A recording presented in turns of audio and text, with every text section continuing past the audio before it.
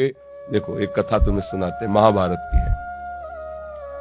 एक महात्मा मांडव्य ऋषि नाम के थे। वो हाथ उठाकर ऐसे, पहले बहुत कठिन तप संतों को करना पड़ा। कलयुग है तो अब तो नाम जप से ही काम, मंत्र जपो, नाम जप। दाहिने पैर के अंगूठे केवल पूरा शरीर का भार रखकर हाथ उठाकर मंत्र जप।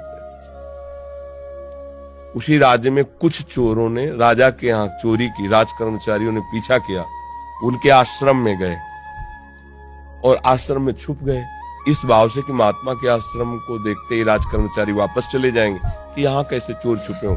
पर उनकी दृष्टि पड़ गई घुसते देख के। अब वहां गए तो माल सहित पकड़े गए। तो उन्होंने सोचा कि महात्मा ने ये नाटक कर रहा है, चोर रखता है और चोरी करवाता है।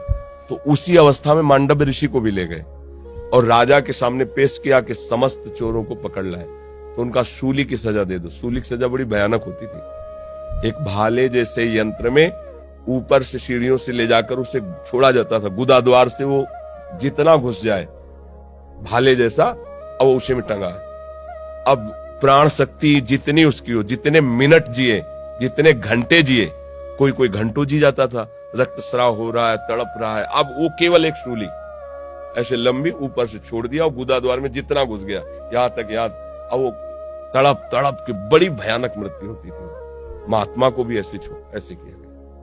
वो तो साधारण जीव थे, सब मर गए। जो इस सूली गई गुदा द्वार से अंदर सुचेतना जागृत हुई, लगाया पद्मासन, उसी पे बैठ गए सूली पे। अब ये तो योगी थे।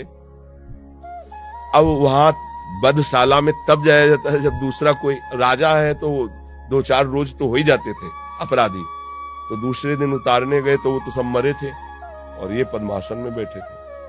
भाग के गए राजा से, बताया। राजा ने कहा ये तो बड़ा अपराध बन गया, कोई ऋषि आ गया, तुमने वे क्यों नहीं बताया ऋषि। अब आगे गौ करके, ब्राह्मण करके मर्यादा थी कि गौ ब्राह्मण सामने है तो दया कर देते थे ऋषि जन, फिर साप नहीं देते थे।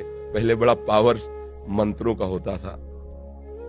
हाथ जोड़, महाराज हमें बिल्कुल पता नहीं कि आप यहाँ कैसे लाए गए, मुझे बिल्कुल पता नहीं, अब मुझे क्षमा कर दीजिए, मैं बिल्कुल नहीं। बोले मुझे आपसे कोई मतलब नहीं, पहले ये निकलवाओ सूली। लाख कोशिश की गई, सूली निकली नहीं। तो उनका काट दो, ऐसे काट दिया गया, सूली काट दी गई। सीधे वहां से अंतर्ध्यान हुए धर्मराज के पास पहुंचे, क्योंकि पावरफुल महात्मा थे। धर्मराज से कहा कि मैंने क्या ऐसा पाप किया जो तुमने दंड विधान किया, क्योंकि ऊपर हाई कमान तो वहां है ना, क्रिया यहां दिखाई दे रही, कारण तो वहां है ना, पूरा हिसाब किताब उनके पास। तो बड़े गुस्सा में थे। उनका गुस्सा मत होइए महाराज, आप देख लीजिए, जैसे अपने ना कि रिवर्स करके फिर वही सीन चला के दिखा दी टीवी में, तो वहां उन्होंने सीन दिखाई। ये 8 वर्ष के बच्चे हैं, खेल खेल में तितली को पकड़ा और उसकी गुदा के द्वार में बम्बूल का कांटा डाल दिया और छोड़ दिया।